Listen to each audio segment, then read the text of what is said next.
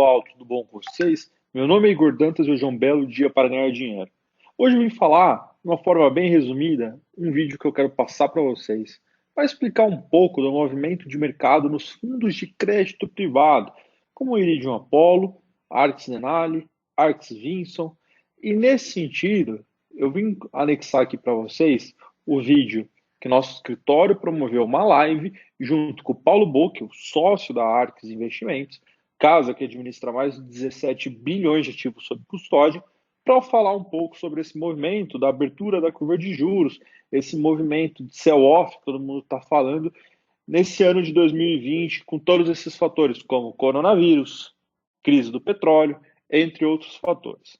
O Paulo Bocchi é sócio da Arx, sócio fundador da Arx, e tem experiência no CA Indosuez, né, Crédit Agricole Indosuez. Com o vídeo para vocês terem uma ideia de qual foi esse movimento, o que aconteceu, e deixar um especialista, sócio de uma gestora de investimentos, falarem para vocês o fenômeno que aconteceu. E é isso aí. Até daqui a pouco. Pô, o pessoal falou que estava aqui sem áudio, então vamos voltar. Estão escutando agora, Igor? Está funcionando aí o som? Vocês estão me escutando, Paulo, Vitor? Sim, perfeito. Bom, agora beleza, voltou. Então vamos lá, pessoal. Estou aqui hoje com duas pessoas, estou com o Paulo Bocchi e o Vitor Trova, os dois da Arx, gestora, né, da Arx Investimentos, ou da RX, vou até perguntar para vocês, para começar com a primeira pergunta, como que se fala. E os dois estão aqui hoje para tirar umas dúvidas minhas, nossas aqui da Critéria, e principalmente de todos vocês, clientes, a respeito de crédito privado. Não só a Bolsa, mas o mercado inteiro de crédito privado sentiu uma queda forte no mês de março. Foi um mês atípico no mundo inteiro, até o ouro, que a gente sempre teve como prova de ativo seguro, ativo que em época de crise tende a subir, que é onde os investidores guardam dinheiro no mundo, caiu no mês de março. Em uma semana, se não me engano, chegou a ter uma queda de 13%. E os fundos de crédito privado, os títulos de crédito privado, não foram diferentes, né?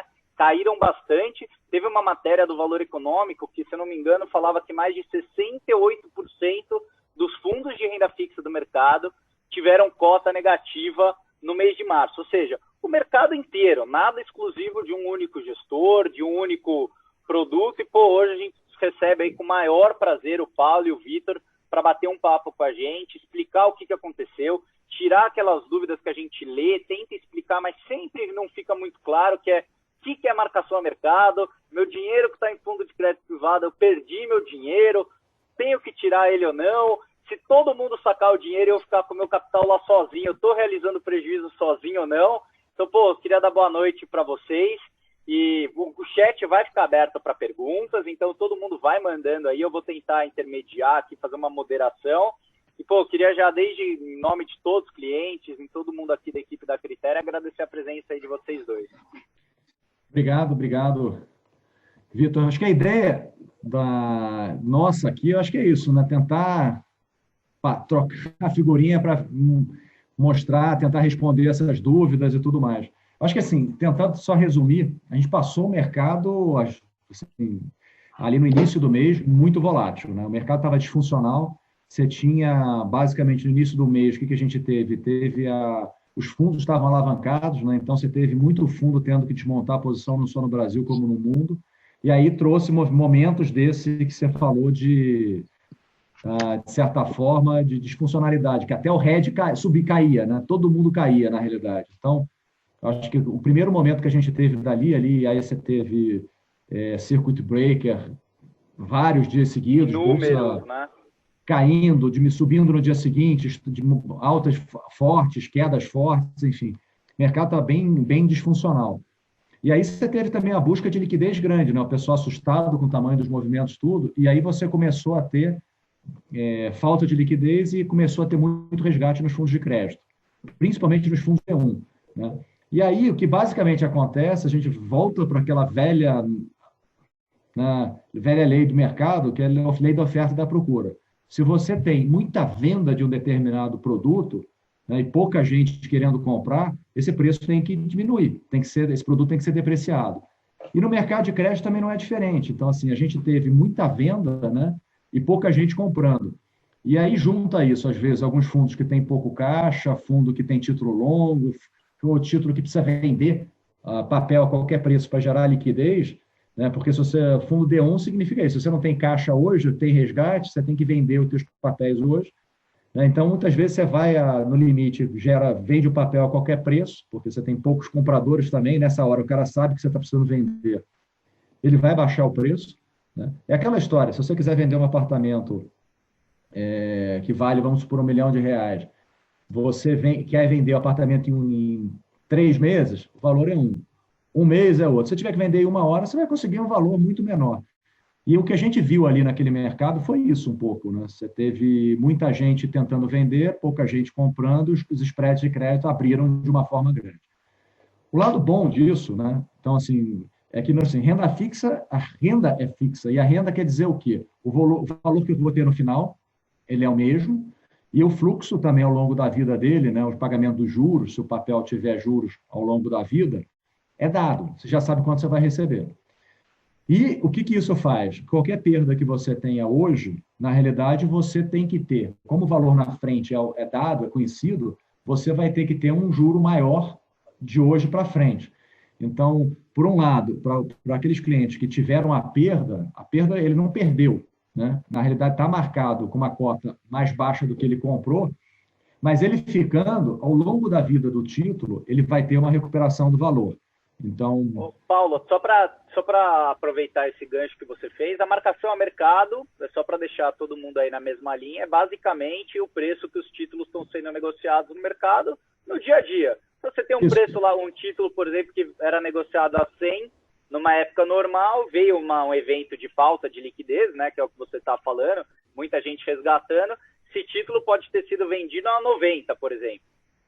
Pode ter sido a 90 e até menos de 90. E aí o que acaba acontecendo, esse título vira referência para as outras carteiras de mercado.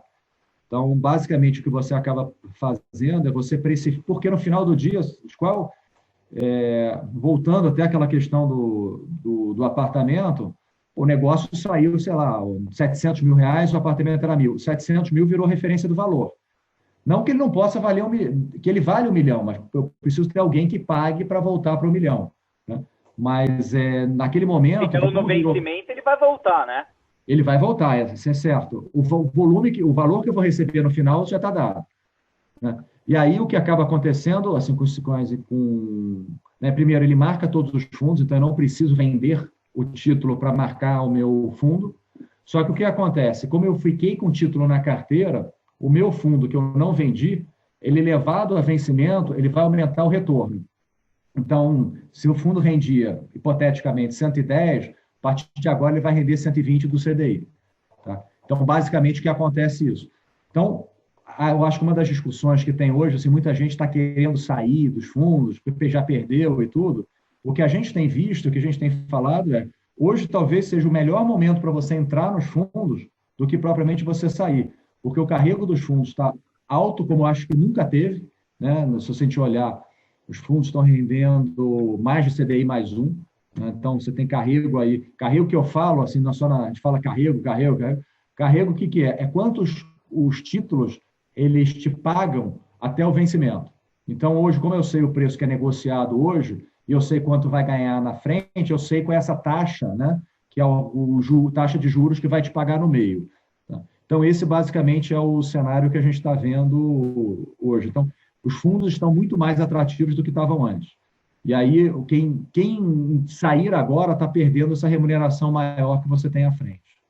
Ô, Paulo, e aproveitando, em relação a, por exemplo, esses resgates que tiveram muitos no mercado e fizeram com que a marcação do título fosse para baixo, você que está aí no dia a dia, esse movimento de liquidez, aquele primeiro baque de liquidez acabou ou ainda está continuando? Assim, ainda tem muita gente sacando? Eu posso esperar ainda que tenha volatilidade alta nesse tipo de fundo nos próximos dias, semanas, ou não? Já está diminuindo um pouco e voltando à normalidade?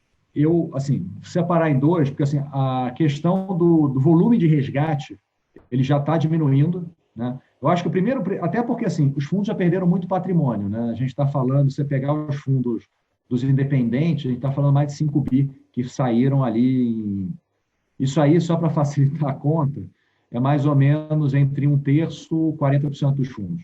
Tá? Então, saiu muito dinheiro. Isso também já faz com que daqui para frente, matematicamente, os resgates têm que ser, de certa forma, menores do que eles foram. Menores. Tá? Então, mas assim, no dia a dia a gente já está vendo um retorno menor. Né? O retorno menor, um resgate menor. Esse resgate menor também ajuda na própria o mercado ficar um pouco mais, digamos assim, estabilizado.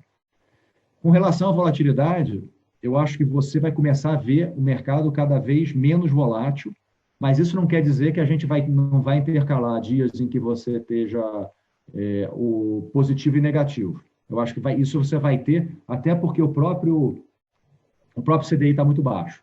Então, o que a gente via no passado, quando a gente tinha 13%, 10% de juros, você tem um CDI positivo todo dia, eu acho que a gente não vai ter. Tá? Mas eu acho que está tranquilizando o mercado. A gente teve duas medidas também que estão ajudando a dar um pouco mais de tranquilidade no mercado. A primeira foi a permissão dos bancos comprarem debêntures e colocarem e fazerem um repo, né? Pegarem empréstimo no Banco Central, botando em garantia esses títulos. Aí a gente está falando alguma coisa em torno de 91 bilhões, né, que basicamente permite os 5 maiores bancos do Brasil a fazer esse tipo de operação, que é Itaú, Bradesco, Santander, Caixa e Banco do Brasil. Além disso, o governo federal, quer dizer, o Banco Central quer fazer também a compra de títulos públicos e privados. Né? E aí a gente teve a PEC aprovada na Câmara na sexta-feira, primeiro e segundo turno, e vai ter agora aprovado no Senado também. Aí precisa ser aprovado no primeiro e segundo turno. Dado o tamanho que foi na Câmara, que foi quase unânime, né? foi esmagadora a vitória, a gente acha que vai ser rápido, e aí o Banco Central vai estar entrando para comprar os títulos. Eu acho que aí vai dar uma melhora bastante também, porque no final do dia, assim, por que o Banco Central está entrando no mercado de crédito privado de debênture, que é muito específico? A função do Banco Central, até hoje, as medidas todas que foram tomadas, foram no intuito de melhorar a liquidez para pequena e média empresa, principalmente. E nesse cenário de incerteza, estava com dificuldade de acessar as linhas e as linhas de caras. Porque, basicamente, assim, os papéis que a gente compra nos fundos de crédito, os nossos, são tudo que a gente chama de high grade. O que é high grade? Cara, são as melhores empresas do Brasil, são as maiores empresas. São as grandes empresas, né? São as grandes empresas, cotadas em bolsa, são empresas que utilizaram esses últimos 2 anos aí que a gente teve de taxa de juro baixa, de spread bancário baixo, né, no mercado de capitais, para emitir dívida, alongaram a dívida. Muitas dessas companhias têm dívidas que vencem 8 anos, 9 anos, 7 anos, então prazo longo, estão com caixa, são bancarizados, líderes nos setores. Então, essas empresas aí, a gente não vê muito problema. E o intuito do Banco Central não foi ajudar essas empresas. Foi o quê? Se essas empresas, que são as maiores, pagam, por exemplo, o CDI mais 4, que a gente está vendo algumas empresas pagarem, todas as outras empresas do Brasil vão pagar mais do que elas. Então, o que o Banco Central quer no final do dia é tornar esse custo de dívida para todo mundo mais baixo. Referência, entendi. E até olhando para as próprias empresas, assim, a empresa não está pagando o CDI mais 4, a empresa está pagando a taxa de emissão lá de trás dela. Né? Mas, assim, se ela quiser refinanciar a dívida, fazer emissão de uma nova dívida, você tem o mercado secundário como base também para o custo de dívida dessas empresas e de todas as outras empresas no mercado. Então, basicamente, essa é a ideia do Banco Central, é tentar ajustar. Vitor, você tem alguma coisa a complementar? Eu tenho até uma pergunta para o Vitor aí, já aproveitando, Vitor. O que a gente recebe muito questionamento de cliente aqui, é uma preocupação quando vem uma crise dessa, a questão de insolvência, né? O Paulo já meio que respondeu que no perfil do fundo que a gente tem aí, são empresas high grade, né? Empresas grandes, empresas que dificilmente vão sentir essa crise no longo prazo, né? Tem principalmente dívida alongada. Mas, assim, existe na parte, você que está na parte aí de research, né, dentro da ARC, tem crise de insolvência? Como que está o mercado? Assim, tem gente que está para quebrar? É capaz a gente ver o mercado inteiro quebrando, como, por exemplo, se falava lá em 2008, uma empresa puxando outra, e a instituição financeira, ou não? É diferente? Tá, boa pergunta essa. Bom, só começando primeiro pela questão que o Paulo comentou da volatilidade, e depois já vou para essa pergunta, para essa questão.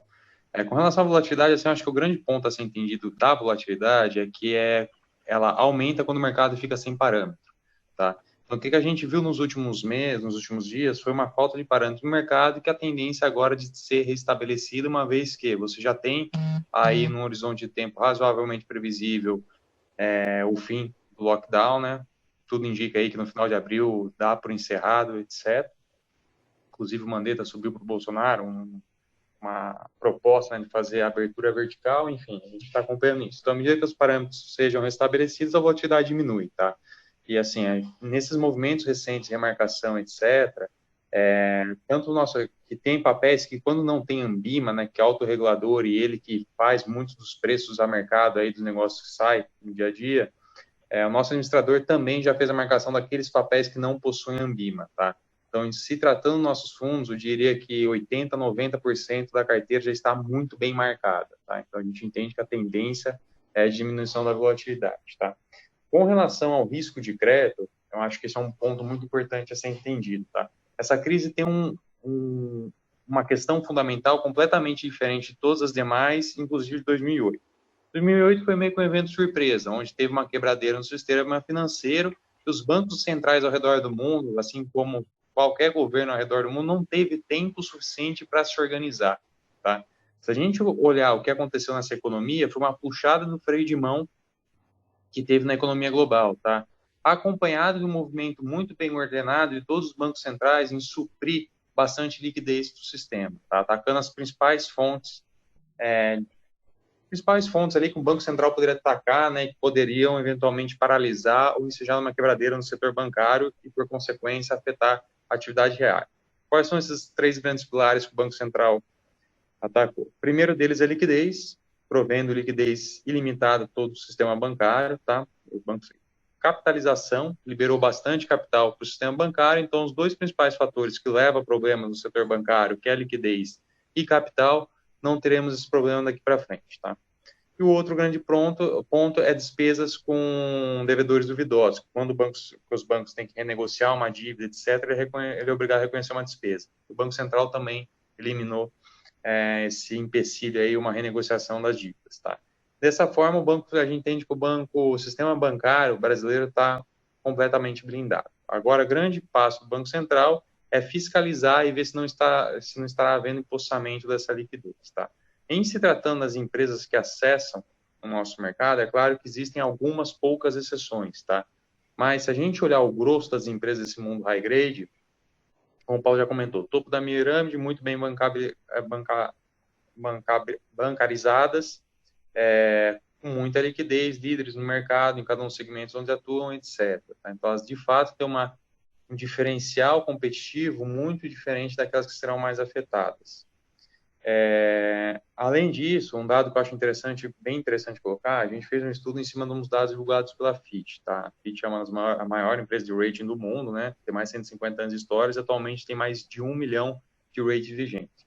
Se você olhar do mundo high grade, que é onde a gente investe, onde a gente acessa, em épocas com crise profunda, como foi a de 2008, apenas 0,3% das empresas high grade defaultaram no intervalo de um ano. 0,3%. Quando se a gente olhar no universo de high yield, esse número chegava a 30%, em empresas que defaultaram no intervalo de um ano. Tá? Então, é essa a diferença de risco. Entretanto, se a gente olhar em todas as outras épocas onde não teve uma crise tão abrupta, assim como 2008, esse índice de inadimplência, né, inadimplência no intervalo anual das empresas high grade é literalmente zero, tá? Zero, né? 0,00 nada, é zero. Enquanto se a gente olhar do high yield é em torno de 10, acima de 10%, tá? Então hoje a gente está num cenário totalmente diferente, assim, chance de, por exemplo, ver defaults e ver os títulos sendo marcados a zero, por exemplo, é muito difícil. Eu diria assim que isso é uma falsa crença que existe no crédito, precisa ser um pouco desmistificada, tá? Se a gente olhar assim aos últimos anos de grande recessão que teve aqui no Brasil, 15, 16, 17, 18, empresas que quebraram, literalmente defaultaram, marcada a zero, uma ou duas, tá? Assim, tem a conta que está marcada ali a 10% do par, a RDVT que está agora 10% do par também, tá?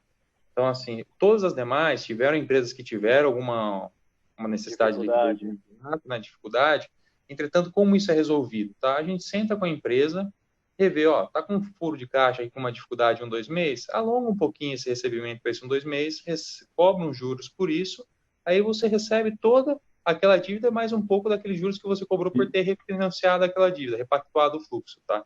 Então, assim, isso é algo que acontece no mercado, não é comum, acontece, tá? Mas em 15, 16, 17 aconteceu com muita frequência, até os investidores nem deram conta disso porque é algo natural do crédito, tá? E receberam todo juros e principal e mais um pouco pelo processo de renegociação, tá? Então, assim, no pior dos casos, é isso que pode acabar acontecendo nesse cenário, nesse público que a gente acessa, tá? E Vitor, se eu puder falar também, só para complementar, o público que a gente acessa é a Bolsa de Valores, né? Se a gente acha, de certa forma, que as empresas são empresas que vão ser sucesso e tudo mais, com certeza já pagaram as dívidas delas, né?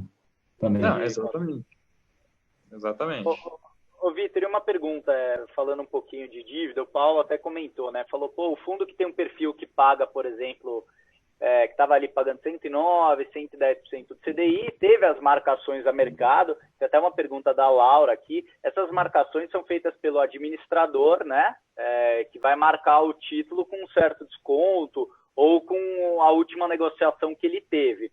Então, não depende muito do gestor a marcação do título, não depende nada do gestor, depende do próprio administrador. O que acontece, me corrige se eu estiver errado, tá? Eu escutei que alguns títulos no mercado que antes estavam pagando taxa pro fundo de CDI mais 0,8, hoje estão praticamente CDI mais 4, 5%, porque o preço do título caiu muito, um negócio que é absurdo. E aí, dentro do que o Paulo falou, o fundo que estava ali 110, caiu agora, talvez dê durante um longo período 120, né? E aí eu tenho duas perguntas que eu acho bem relevante. Uma, então o fundo agora, teoricamente, é muito bom para quem entrar também, porque vão ter títulos lá que estão marcados muito abaixo do que eles vão entregar até o vencimento.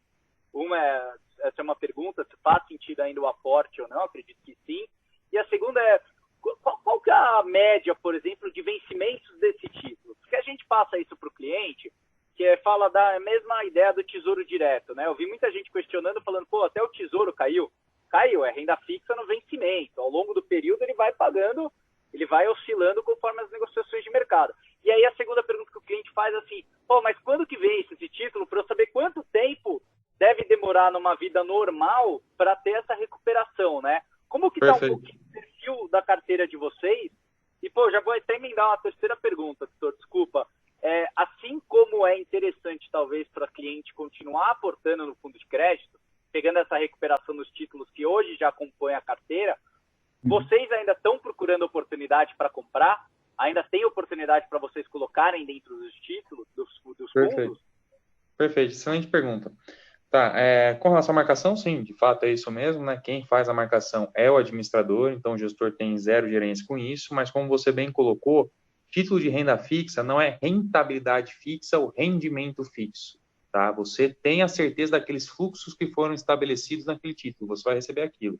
Então, se você comprou comprou um título, por exemplo, lá atrás, quando ele estava marcado a CDI mais 1, quer dizer que esses fluxos, ao receber esses fluxos, você terá tido um retorno de CDI mais 1 lá no vencimento. Um cara que comprou esse mesmo título, a CDI mais 3, ele vai ter jus exatamente a esse mesmo fluxo, entretanto, o rendimento que ele terá até o vencimento é CDI mais 3. Tá?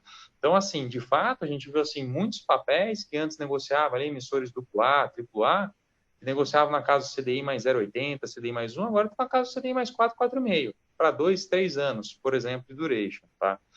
Então, assim, e não necessariamente você tem que segurar esse título até o vencimento para você recuperar essa perda. Lembrando que o que a gente está vivendo aqui é um mercado extremamente disfuncional, totalmente sem parâmetros, onde teve uma corrida pela liquidez em basicamente todas as classes de ativos, tá? Inclusive título público. Tiveram dias, algumas semanas atrás, que foi sair o primeiro negócio de uma NTNB 2, 3 horas da tarde. Lembrando que título público é o ativo mais seguro e líquido que existe na economia brasileira. Então, inclusive, esse mercado estava disfuncional diante a fuga de capitais que estava tendo do Brasil também, tá? Então, assim, à medida que os parâmetros sejam restabelecidos e tenha esse retorno à normalidade, a tendência é que haja um fechamento nos spreads também, tá? Então, assim, com o fechamento dos spreads, que é um movimento contrário ao que a gente viu até hoje, você vai ter um ganho na cabeça e vai recuperar parte dessa perda, tá? Então, assim, quanto tempo isso vai acontecer? Não sei. Entretanto, a gente tem muito claro na nossa cabeça que um emissor AAA ficar negociando a CDI mais 4, CDI mais 5, coisa que nunca a gente viu acontecer, entendeu? Pelo menos o tempo que a gente está no mercado, tem quase 10 anos de crédito, o Paulo tem uns 20, 30 anos aí de mercado de trabalho, acho que ele nunca viu, entendeu? Então, AAA negociando nesse nível. O cara entregou a idade do Paulo aí, pô. O Paulo começou a trabalhar com 10 anos de idade, pô. Ah, tá. Entendeu? Então, de fato, assim, é um Black Swan total, né, que a gente fala, né, o Black Swan, aquele evento caudal, assim. Evento fora do... Então, assim, para quem tá no fundo, segura para esperar recuperar nas marcações, né? O que a gente fala, assim, tanto serve para a gente, gestores, quanto investidor pessoa física, assim, se você não tem uma necessidade de liquidez, não é o momento de vender, tá? Do lado do gestor é a mesma coisa. Se nós temos caixa, não temos necessidade de vender, a gente vendendo esse título, de fato, a gente vai estar ensejando essa perda, não recupera mais, entendeu? Entendi. Então, assim, se você não tem necessidade de liquidez, talvez seja um dos piores momentos para vender, tá? Então, é dessa forma que a gente enxerga o mercado. Então, com relação ao prazo médio dos títulos, por exemplo, a gente fez um estudo lá no nosso fundo D0, Denali, né? Ele com 40% de caixa, 35%, 40% de caixa, que é o que historicamente ele carrega, a gente consegue entregar agora uma rentabilidade em torno de CDI mais 1. Há 15 dias atrás, 16 de março, a rentabilidade que a gente entregava era 110 do CDI, vulgo CDI mais 0,4. Ou seja, a gente com o mesmo caixa, com os mesmos ativos praticamente, a gente consegue entregar uma rentabilidade 3 vezes superior em termos de spread de crédito do que era entregue há 15 dias atrás. Tamanho foi esse movimento de reprecificação, tá?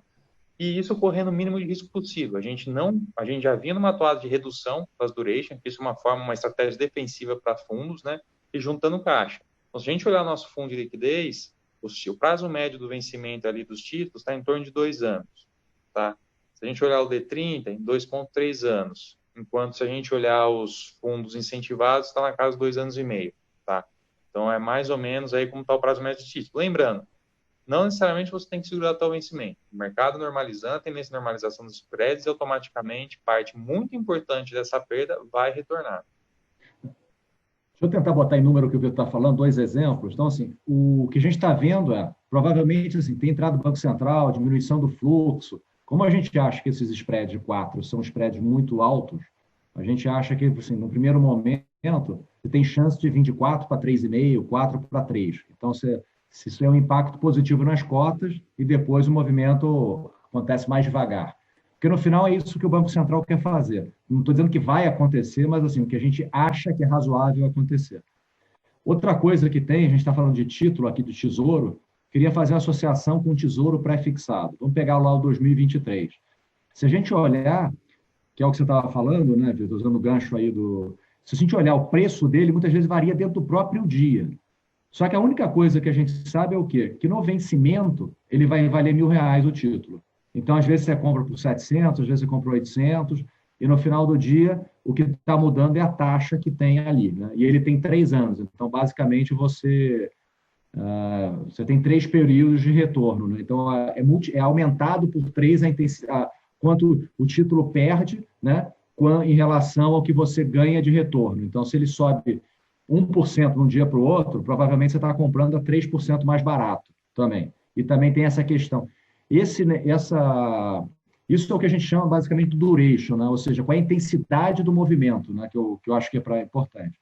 E aí, assim, muita gente pergunta por que os fundos de vocês performaram melhor do que os outros? Eu acho que tem duas razões. Uma é o que o Vitor falou, normalmente nos fundos a gente fica com bastante caixa, então a gente gosta de ter liquidez. E a outra coisa é a questão do duration da carteira. Nesse cenário que a gente teve de taxa de juro que abriu, qual é o fundo que performou melhor era aquele que tinha um duration menor. E a gente tinha um duration menor e um caixa menor. Acho que foram as duas coisas que fez a gente acabar performando bem. Caixa maior. Na parte dos durations dos títulos, né, que está em média aí de 2 anos e meio, né, Vitor, que você comentou. Isso. fundos que têm, por uma característica, títulos com duration menor, tendem a ter uma recuperação mais rápida, ou não? Não necessariamente. Em um movimento de fechamento, depende do cenário na realidade, tá? Em supondo que todos os títulos não sofram mais remarcações e sejam levados até o vencimento, sim, essa sua afirmação é verdadeira. Quanto mais Porque curto, eles mais vão rápido. voltar para o preço final antes, né? Seria Isso, basicamente perfeito. isso.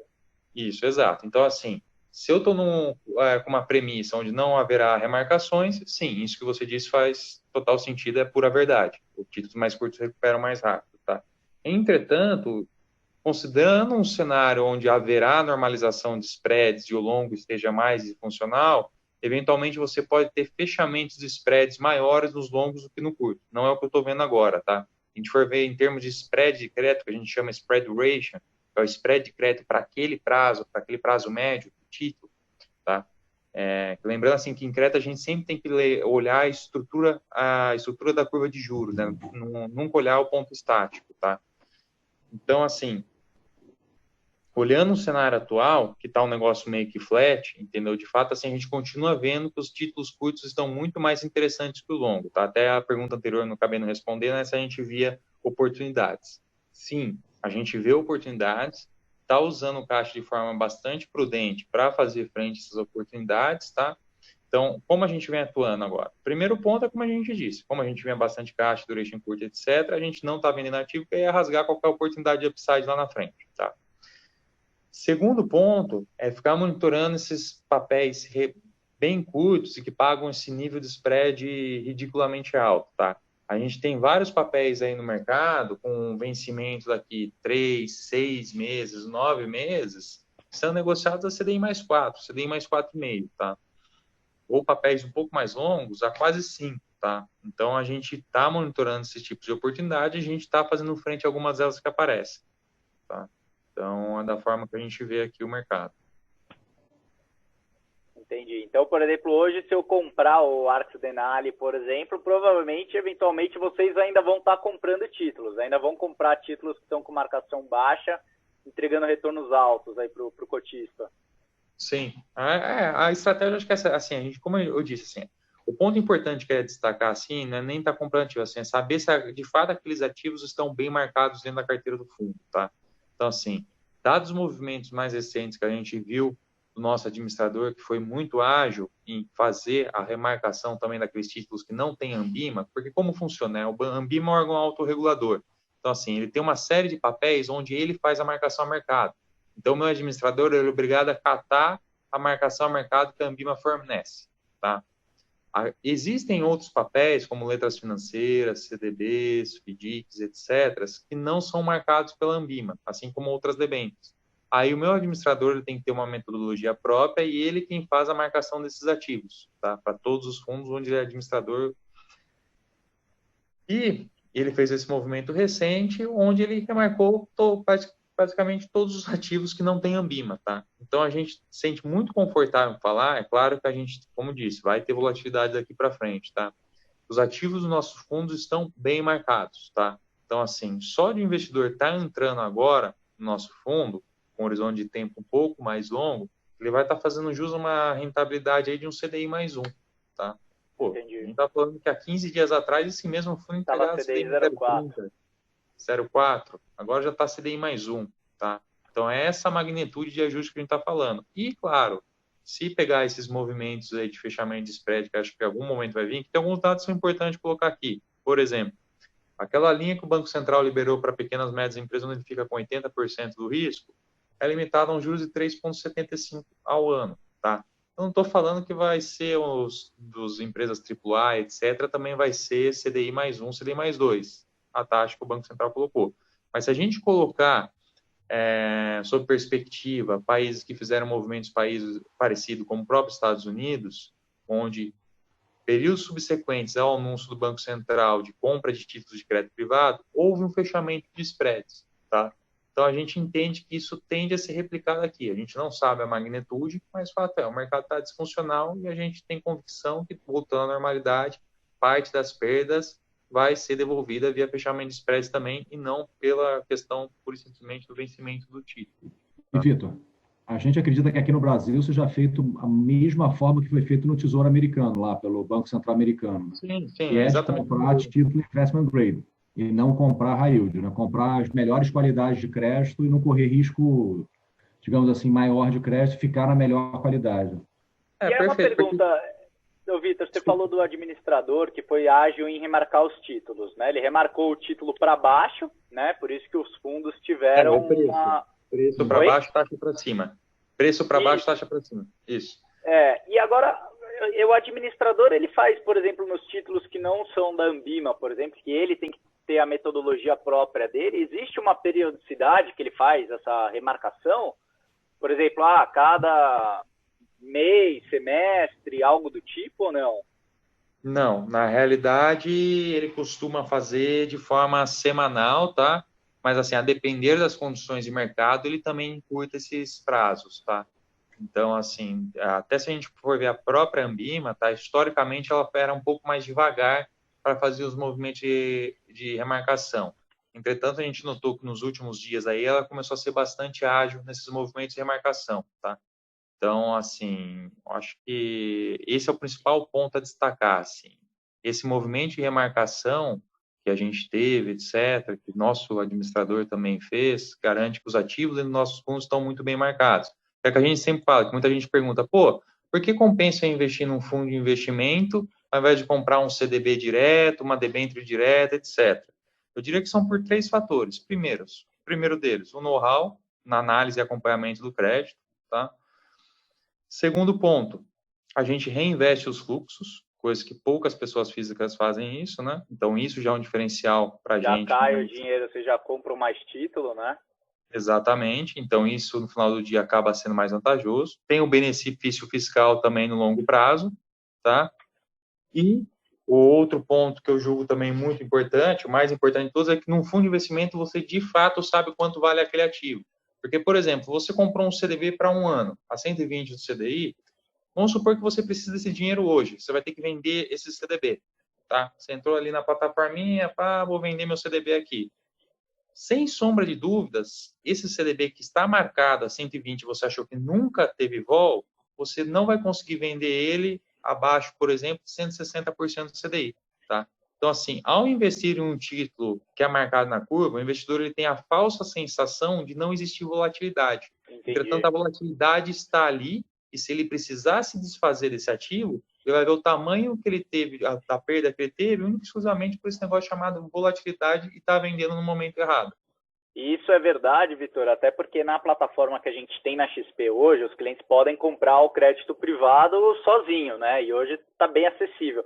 Mas na hora de sair, principalmente aí nas últimas 2 semanas, o cliente ia lá para cotar a saída dos títulos, e aí título de crédito privado, alguns títulos pós e pré-fixados de emissão bancária, e não tinha liquidez. A própria corretora não conseguia dar liquidez ou marcar um preço para o cliente sair realmente por causa da dificuldade em precificar, dada a volatilidade, né? Então a gente viu isso acontecer na própria plataforma, né?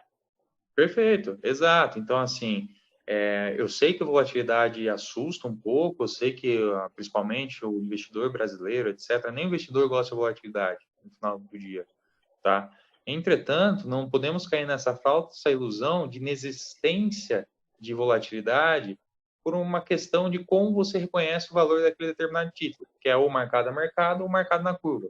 Dependendo se ele estiver marcado na curva, a volatilidade existe e você vai sentir ela caso você tenha que desfazer desse título no meio do caminho. Tá? Então, é isso que a gente fala que é a grande vantagem dos fundos de investimentos. Ô, Vitor, e deixa eu aproveitar para fazer uma pergunta. A gente está aí com a Selic hoje 3,75, né? E tá assim, as projeções ou expectativas estão de Selic baixo. O Itaú chegou a comentar 1,5, aí depois o Bracher veio e falou, desculpa o analista, acho que não vai ser isso. Até teve uma discussão, mas a gente tem ali a maioria das casas grandes revisando o TRI praticamente para 3 ou até baixo, né?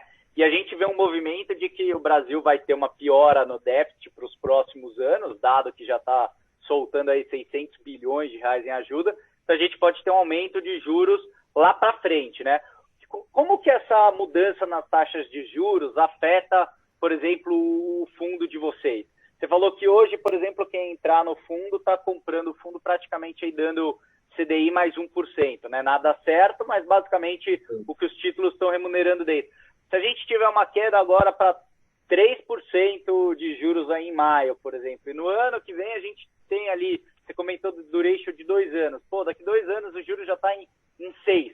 Como que vocês trabalham isso durante o fundo para a gente entender o que pode afetar na cota para o cotista esses movimentos de Selic? Perfeito. Eu acho que é importante destacar alguns pontos aqui, tá? O primeiro deles que você comentou de uma redução da taxa de juros, tá? Essa questão eu acho bastante delicado, primeiro, porque qualquer movimento de juros a partir de agora é inócuo para a atividade, tá? A questão não é taxa de juros, porque vamos lembrar os componentes do crédito, tá? O que é componente do crédito, do spread de crédito? Risco de crédito, esse é um componente pré, tá? Taxa de juros e prazo, tá?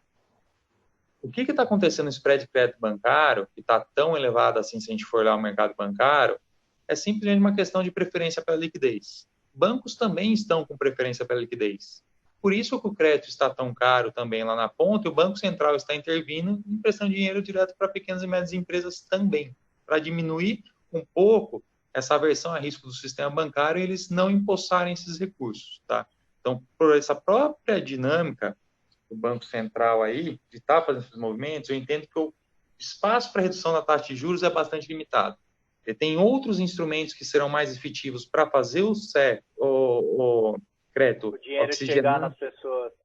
Exato, oxigenar a economia do que pura e simplesmente reduzir os juros normalmente. E se a gente olhar como que está a estrutura da taxa de juros aqui, a gente vai olhar o DI curto, está 3,5. Se a gente olhar o DI para aqui 2, 3 anos, está 8, 9.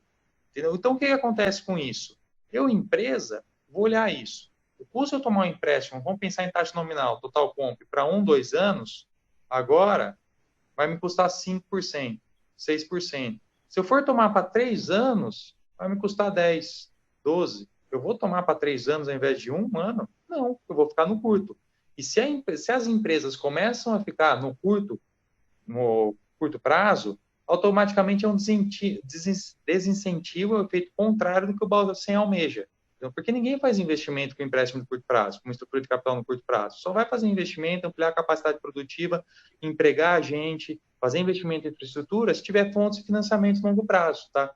Então, o Banco Central ele precisa atuar para que essas últimas reduções que ele fez se perpetuem também ao longo da curva. E existem outras medidas, além de uma redução da taxa de juros, eventualmente essa curva pode ficar ainda mais empinada, entendeu? E pode ter um efeito ainda mais prejudicial sobre a atividade do que ele almeja, tá? Então, acho que é esse o principal ponto. Olhando o nosso fundo, como é que isso funciona na dinâmica do fundo? A gente constrói um portfólio visando calibrar essas coisas, então, para se defender tanto numa redução da taxa de juros, como no aumento da taxa de juros. Por exemplo, se eu compro tudo papel, por exemplo, CDI+, vamos supor que eu compro papel CDI mais 2, a taxa de juros saiu de 5 para 10, o papel em termos de retorno, vai ser metade do retorno, certo? 140 para 120. Aí, eu coloco uma outra porção no meu patrimônio, do fundo, do PL do fundo, em papéis percentual do CDI, onde no CDI de 5% vai me rentabilizar um pouco menos. Entretanto, se a taxa de juros subir, isso acaba compensando e ele vai aumentar o carrego do meu fundo, tá? Então, você consegue calibrar essas questões com a construção do portfólio, tá? Pensando em termos de indexador. Isso é possível fazer, a gente atua bastante nisso. Então, a gente visa construir uma carteira diversificada também, não só no âmbito dos emissores, mas também dos indexadores. Do indexador. É uma diferença do próprio cliente investindo na renda fixa sozinho, né? No crédito privado, diretamente na plataforma, né? Perfeito, exato. E lembrando assim que a própria movimentação da taxa de juros também, ela acaba trazendo um pouco de volatilidade nos títulos. Porque, lembrando o papel, por exemplo, que ele foi emitido a 110. Ele é levado ao vencimento a 110, entretanto, ele está marcado a 170, percentual do CDI, tá? Ele é trazido a valor presente a 170. Então, se a taxa de juros saiu de 7 para 9, tem um impacto negativo no valor desse título, porque o denominador fica muito maior. Entretanto, isso é um pouco contrassenso. Se a taxa de juros ela cai, tem um impacto positivo, porque ela é descontada a um denominador menor, entendeu? Então, com a própria regularização, ou melhor, normalização da curva de juros, vai ter um impacto positivo aí também na indústria de fundos. Eu tive uma pergunta, desculpa, pode falar, Vitor, Paulo, desculpa. Só para complementar duas coisas que o Vitor falou, assim, por isso que uma coisa, o Banco Central tem alçada para entrar em título público e privado, então, o título público, de certa forma, afeta a questão da curva, ele pode, de alguma forma, operar ali. E a outra coisa que o Vitor falou, que eu acho que é importante, é a questão do por que o empresário vai ser mais difícil investir num projeto 5 anos se tiver financiamento de 2 anos. Porque, no final, ele não sabe qual é o custo de investimento dele e se aquele projeto é rentável ou não. Porque ele vai ser rentável de acordo com a taxa que ele tem, né? Ele pega um dinheiro de 5 anos para um projeto. Se ele, por acaso, ao invés de pegar CDI mais 2, lá na frente esteja CDI mais 5, o projeto está inviabilizado. E na incerteza, ele acaba não fazendo. Então, esse é o que é importante você ter, é o que ele vai estar olhando, é o dinheiro dos 5 anos, é o dinheiro que ele vai pegar para casar. Senão ele está descasado e ele vai correr um risco que não é do negócio dele, né, para correr. Bom, foi bom porque aquela resposta de empresas que deram default, de empresas de high grade principalmente, já deixa muita gente tranquilo, porque é uma preocupação, porque a gente começa a escutar liquidez, né? A gente sempre escutou liquidez no âmbito de se transformar em dinheiro. Agora você só escuta liquidez em crise de liquidez, né? Empresas quebrando, bancos quebrando. Então, ter essa noção de empresas que é difícil quebrar é muito bom, principalmente para deixar todo mundo tranquilo. Eu tenho uma pergunta que um cliente fez, eu tentei responder de vários jeitos, talvez eles respondam mais fácil. Ele falou assim, sabe qual é o meu medo, Vitor? Se todo mundo continuar resgatando o dinheiro do fundo e só sobrar eu no fundo, no Denales, por exemplo, perdi dinheiro porque o fundo inteiro liquidou posições em cima da minha cota ou não? Eu ainda participo daquele fluxo de, se em 1 ano os papéis forem vencendo, em 2 anos eu vou receber aquele upside de 110 para 120, eu recupero meu dinheiro. O medo era, tá todo mundo resgatando e o gestor é obrigado a ir vendendo tudo e só eu tô tomando marcação negativa. Isso existe ou não? Então, isso, assim, não existe. Por quê? Eu, enquanto gestor, eu tenho uma obrigação de carregar um caixa mínimo em regulamento, tá? Então, assim, atingir esse caixa mínimo, aí eu vou ter que começar a vender ativo, certo? Mas eu vou vender ativo na proporção do meu resgate, para pagar meu resgate, entendeu? Eu não vou sair rasgando dinheiro, vendendo ativo, fazendo caixa que nem louco, simplesmente por fazer caixa, para ter mais caixas, porque eu não sei de amanhã. Então, eu vou fazer a venda de ativos conforme o volume dos meus resgates, de tal modo que, de fato, o cotista que saiu, ele vai ser penalizado. Entretanto, a minha carteira vai estar toda a preços correntes, toda bem marcada. Como está bem marcada? Eu acho que esse é o principal ponto, entendeu? Se só sobrou ativos dentro do fundo mal marcados, que é um cenário improvável, olhando agora o ponto que a gente está, pode ser que haja esse tipo de problema, tá? Entretanto, considerando que os ativos dentro do fundo estão bem marcados, não, ele vai recuperar isso ao longo da vida desse título, seja por um fechamento de spreads ou pelo próximo vencimento do título, tá? Então é importante esse ponto assim, a gente vai fazer caixa conforme o volume do resgate. Se tiver necessidade de fazer caixa, vai ser conforme o resgate que eu tomei, para repor aquele resgate que eu tomei, tá? E outra no coisa, caso contrário, se tiver aportes, o fundo continua comprando títulos ou vai reforçando, por exemplo, posição, caixa? Vitor, deixa eu só complementar a resposta do Vitor. Assim, uma coisa que a gente sempre tem também, que acaba ajudando isso, de você proteger o cotista, é ter uma posição de caixa importante no fundo. Porque o que acaba acontecendo, o que pode acontecer? Vamos dizer o seguinte, a gente tenha no fundo 3% no fundo D1. Se você tiver um resgate 5%, 10% no fundo, eu sou obrigado, no final do dia, a vender esses títulos a qualquer preço para gerar o pagamento do resgate. Então, o que a gente faz? A gente dimensiona o tamanho do caixa, no mínimo, por vários fatores, mas tendo um conforto grande de que eu tenho um caixa suficiente para pagar os resgates. Então, hoje, no final do dia, a gente tem em caixa 1/3 do fundo de resgate para pagar, que é 30%. A gente tem 30 mil cotistas. A gente não tem uma concentração grande por cotista. E é outra coisa que a gente olha também, até para ver qual o tamanho do caixa que a gente vai ter, né? Então, eu acho que esse também acaba sendo outro ponto, porque se eu tenho que vender a qualquer preço, eu perdi dinheiro. Se eu consigo vender com calma, eu consigo vender bem e não ter perda de dinheiro para nenhum cotista, não só aquele que está pedindo resgate. Por isso que a Eu acho gestão que... do caixa é importante pra caramba, né? Sim, e outro Exatamente, ponto... assim, e a Desculpa, gente Paulo. quer ter, para não ter, porque essa questão de liquidez, a liquidez, assim, depende do preço. Então, como a gente acha que, e por isso que a gente prefere até usar esse caixa como um seguro, né? Eu estou carregando provavelmente mais caixa até do que eu deveria, mas até o dia que você precisa usar, né? Então, é um pouco que a gente faz. Eu acho que um ponto que é importante destacar, até extrapolando esse exemplo que você deu do um cotista, né? Vamos supor que o meu fundo ele caiu o tamanho pela metade. Tinha um papel lá que já foi remarcado, a representatividade dentro desse fundo, como ele caiu pela metade, saiu de 3 para 6, certo? Na normalização de spreads, dado a concentração maior desse papel nesse fundo, nesse cenário de normalização, etc., nesse cotista tem uma visão de mais longo prazo, você concorda que o upside dele, dada a concentração nesse papel ser maior, é muito maior do que na situação anterior, quando tinha 3% de exposição a esse papel? Ele vai sentir durante um tempo, mas lá na frente o retorno dele é muito superior, né? Exatamente. Então tem essa questão também. E com relação ao caixa que você perguntou, assim, eu acho que a questão assim, diferentemente de um fundo de ações, por exemplo, onde você faz de fato alocações táticas em determinados setores ou empresas, eu diria que a alocação tática que existe em crédito privado é justamente o caixa, tá? Por que eu digo isso? É só você ver a estratégia que a gente vinha adotando já ao longo dos últimos meses, tá? A gente já estava vislumbrando aí um cenário onde teriam emissões no mercado primário, né, onde as empresas acessam direto investidores, onde existe entrada de recursos para a empresa, a níveis muito melhores do que estava sendo praticado no mercado secundário. Então, a gente já vinha retendo bastante caixa para fazer frente a essa oportunidade de investimento que a gente acreditava que estaria por vir, tá?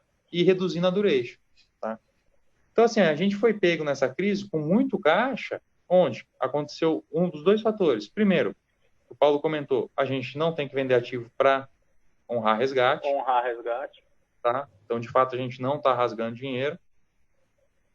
E, segundo ponto, a gente tem a oportunidade, que é muito lindo, maravilhoso, romântico, a gente ficar falando, não, os spreads e créditos estão muito atrativos, elas são risco-retorno excelente, entretanto, se você não tiver caixa, você não vai poder fazer jus a essa oportunidade, tá?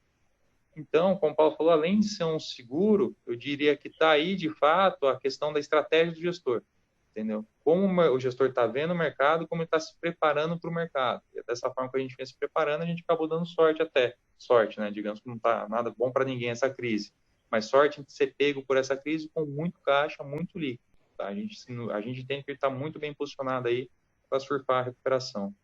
Ô, Vitor, e já aproveitando então aí o que você falou um pouquinho de duration e tinha bastante caixa já preparado, e você comentou um pouquinho que os juros curtos, né, pega aí de 22, 21, estão baixos, né, e períodos mais longos estão altos e títulos lá na frente estão pagando taxas aí altíssimas. Vocês estão olhando para talvez aumentar a duration do fundo, comprando títulos com vencimento mais longos para aproveitar essa diferença de taxa de juros? Ou Então, não? É uma da estratégia ou não?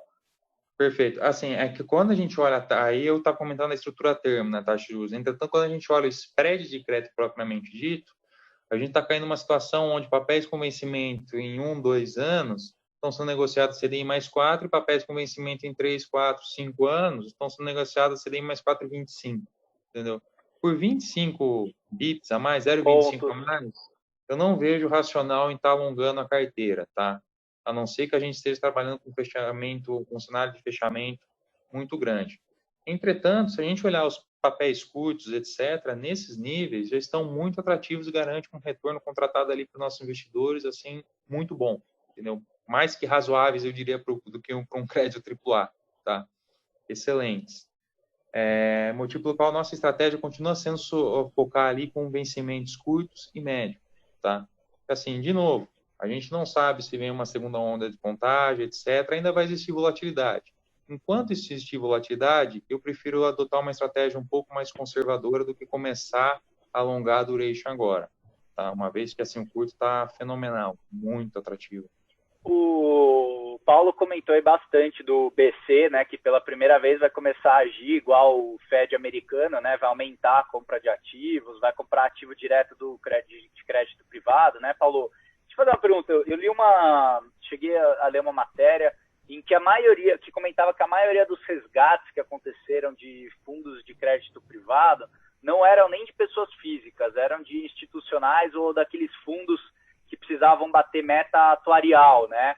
E que por causa do juros longo, alguns títulos, como por exemplo o NTNB, passaram a pagar taxas que já dariam essa meta atuarial para os fundos e eles teriam trocado muitos fundos de crédito privado por títulos públicos, por isso que a gente teria visto um resgate muito atípico acontecendo no mercado de crédito privado. Foi mais ou menos isso que aconteceu ou não? Assim, mais ou menos um pouco de cada, não tem nada a ver essa história? Não, eu acredito que acaba sendo um pouco de cada, assim, mas assim, não única e exclusivamente uma questão de meta atuarial, tá? Eu acredito, assim, que a questão da meta atuarial acaba impactando muito mais na dinâmica do mercado secundário do que na dinâmica dos resgates propriamente dita, tá? Por que eu digo isso? Antes, o fundo de pensão ele precisava colocar um componente de risco de crédito para atingir meta atuarial. Enquanto alguns dias atrás, apenas ele comprando a NTNB com vencimento mais longo, ele conseguia atingir essa meta atuarial, tá? Então, assim, eu entendo que, se tratando de fundos de pensões, acaba impactando mais o mercado secundário. Entretanto, do bolso institucional, tá, como você bem colocou, sim, esse sim eu acho que foi o grande catalisador aí dos resgates, tá? Simplesmente porque todo mundo está com uma preferência pela liquidez absurda, tá? Eu acho assim que até na live lá que foi dada, né, pela XP com o Howard Marks. Eu achei que foi um exemplo muito bom que o Benchimol deu, quando ele falou, eu acho que a grande angústia dos empresários, pessoas físicas, etc., é não saber se está se preparando para uma corrida de 100 metros, 1 quilômetro, meia maratona, uma maratona, tá? Então, quando você se vê numa situação dessa, de novo, você é obrigado a carregar o máximo de liquidez e caixa possível, tá? Isso fez com que muitas empresas, etc., simplesmente pedissem o resgate para deixar o dinheiro em caixa. Assim como pessoas físicas também que não têm a convicção se vai ter o seu emprego daqui 15, 20, 30 dias, fizeram o mesmo, tá? Então, assim, de novo, eu acho que essa dinâmica de resgate está muito mais relacionada a uma preferência boçal pela liquidez por todos os agentes econômicos do que um público-alvo específico. Tá? Teve uma live com o Howard Marks, né, que é o gestor da Oak Street, que é um dos maiores compradores, acho, de títulos de crédito no mundo, né? Principalmente dívida de estresse. E ele soltou uma frase lá falando que o mercado fique racional mesmo, porque os investidores ainda se sentem confortáveis em sentar em cima do dinheiro. Em época de crise, o cara não quer saber o que está rolando, ele prefere sentar em cima do dinheiro e ficar quieto do que aproveitar a oportunidade. E aí ele fala, eu compro na época de estresse e quanto mais cai, mais eu aproveito para comprar. Não estou preocupado em ficar sentado em cima do dinheiro. E ele usou essa analogia e a gente chegou a ver alguns casos com clientes, PJs que a gente atende, que a pessoa falava assim, eu sei que é um fundo de crédito, que é crédito privado, que é tranquilo, mas prefiro ficar com o meu dinheiro parado em conta corrente, só para ter a segurança, talvez, de ver o dinheiro parado, né? Sim. Vitor, assim, complementando, o que a gente viu? Tinha muita gente alavancada, então no início também teve essa questão de chamada de margem e tudo mais, então teve um pouco. E é o que você falou, quando a gente fala de institucional, a gente está falando de boleta maior, né? Então, de certa forma, é um institucional, fundo de pensão tradicional e tudo mais, é o alocador que tirou o dinheiro, as empresas também maiores, que é um pouco isso, assim, de ter o dinheiro na conta corrente porque o pessoal não queria ter em lugar nenhum aplicado, deixava em conta que era o melhor. A questão do ouro que caiu no mundo inteiro, uma das explicações para o ouro ter caído é porque muitos fundos de investimento, o mundo inteiro estava praticamente taxa zero, né? Se eu não me engano, você tirava os Estados Unidos, 80% dos países estavam com taxa de juros zero, os fundos estavam super alavancados em mercado de renda variável, e na hora que deu a primeira queda, foi chamada de margem, e todo mundo foi atrás de liquidez. Por isso que até o ouro falam que caiu bastante, né?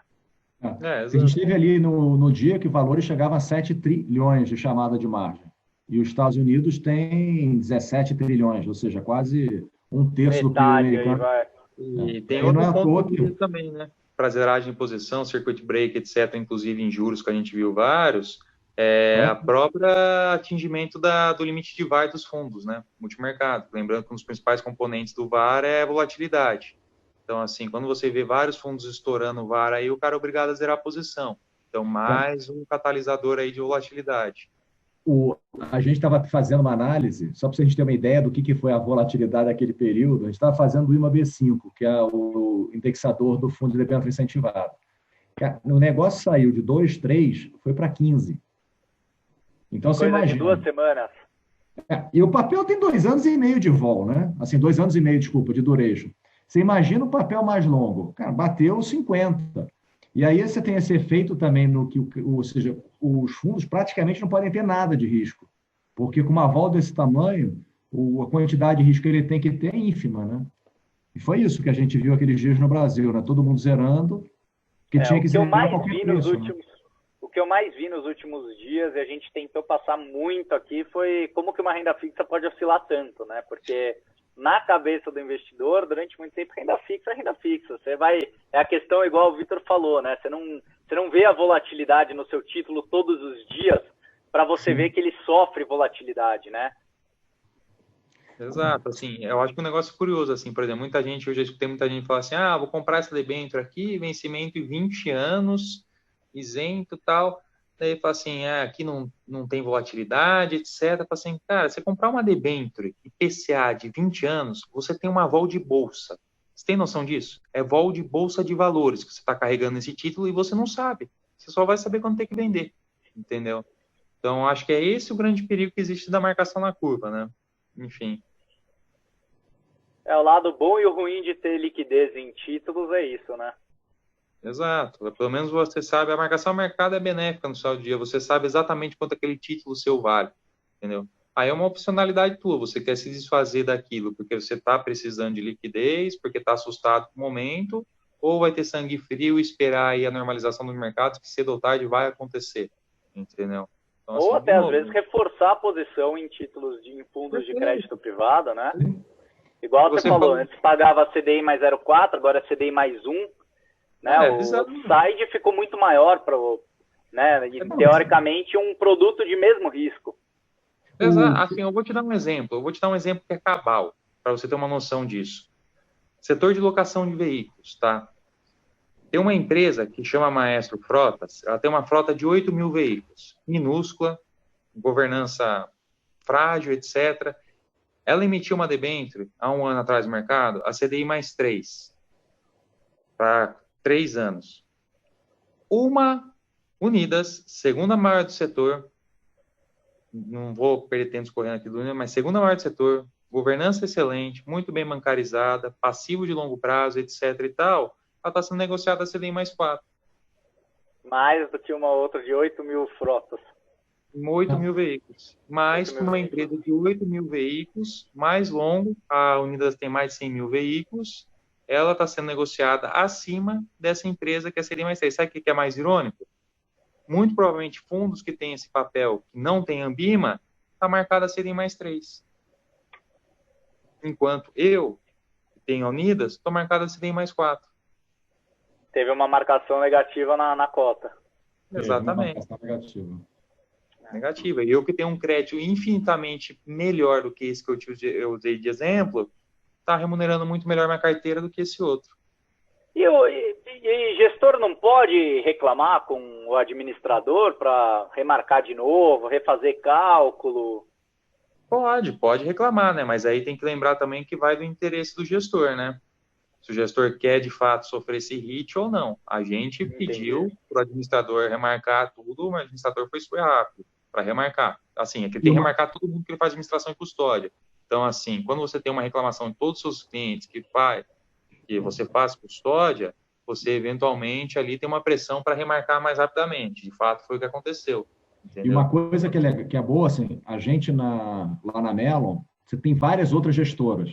Então, na realidade, tende a você ter uma precificação mais rápida também, porque você tem mais, digamos assim, mais negócios ali dentro. Gente pedindo, mais gente pedindo, mas você tem mais negócios, assim. Se você tem 5, nós somos, acho que 6, tem pelo menos, acho que 6, que pelo menos que eu me recordo, gestoras relativamente grandes também. Então, assim, a chance de você ter muito negócio ali dentro é melhor. Então, a base nesse aspecto da Mellon acaba sendo muito rápida, porque você pega algum negócio sempre né, e acaba reprecificando também um pouco mais rápido. Pensando nisso, né? E aí você pede, você tem, assim, você tem os 6 ali, na realidade, todo mundo pede Batendo lá, também. pedindo para remarcar, para correr com a remarcação, né? Não. Bom, tá bom, Mas, assim, a senhores. palavra Acho final que é da Mellon, né? A palavra é. final é deles, assim, que você pode Mas no até longo alertar. prazo é aquela história, né? No médio e longo prazo, esses movimentos eles ficam muito suavizados, né? No curto prazo Sim, é sim. isso. Em um mês a gente mudou o cenário, foi remarcado, daqui para frente espero que vida normal, né? E se a gente estiver olhando assim, o cenário que a gente tinha 3 semanas atrás de hoje, hoje o cenário está muito mais claro, né? Até porque um monte de coisa já aconteceu, mas então, assim, a cada dia que passa, a gente consegue ter um cenário pelo menos um pouco menos turvo, né? Eu vou dizer mais claro, mas menos turvo do que vai acontecer.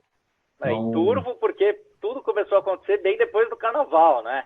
O pessoal ainda sim, estava de ressaca voltando para trabalhar, pô, mais turvo que isso.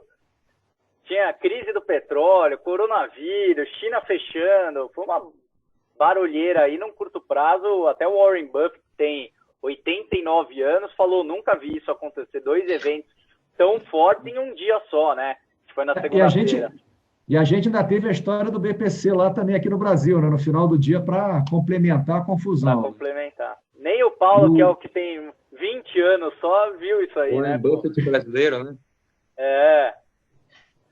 Bom, acho que é só isso, não tem mais dúvida ali. Acho que a gente respondeu a maior parte. Pô, foi muito bom.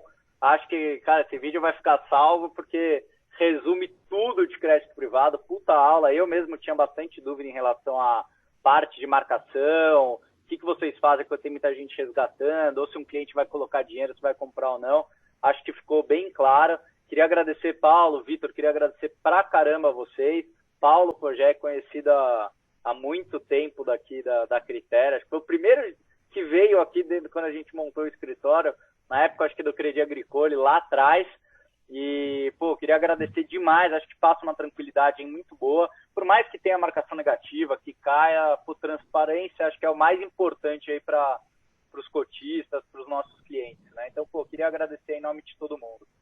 queria agradecer em nome da Arx, da oportunidade também de estar aqui. E, assim, a gente está à disposição. Se o que precisar, surgir outra dúvida, enfim, qualquer momento a gente está aqui, eu, Vitor, a equipe, para responder e tentar clarear um pouco esse cenário, né? Ela é mais dúvida do que preocupação. Legal. Senhores, então, muito obrigado. Bom descanso, boa semana aí para vocês. E qualquer coisa eu vou incomodar aí com dúvida. Por favor. Fechado. Valeu, gente. Um abraço. Valeu, Obrigado, tchau, pessoal. Paulão. Um abraço. Obrigado, Tchau. Vitor. Tchau, pessoal. Tchau, tchau.